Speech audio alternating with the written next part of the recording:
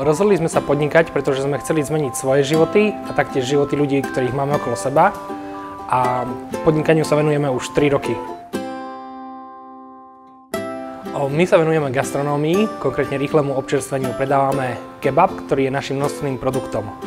Okrem toho zamestnávame ľudí so sluchovým postihnutím, čiže určitou špecifickosťou nášho kebabu je možnosť objednať si ho v posunkovom jazyku. A určite môžeme povedať, že náš kebab je najväčší v meste. My sme do toho išli vlastne hneď od začiatku, tým, že keď sme pripravovali koncept nášho rýchleho občerstvenia, tak sme sa hneď rozhodli zamestnať nepočujúcich ľudí, čiže k tomu zodpovednému podnikaniu sme neprešli po čase, ale išli sme do toho hneď od začiatku. Určite pozitívnym dopadom pre naše okolie je to, že zamestnávame približne 12 nepočujúcich zamestnancov, ktorí sú ináč veľmi ťažko zamestnateľní a mnohí predtým boli dlhodobo nezamestnaní.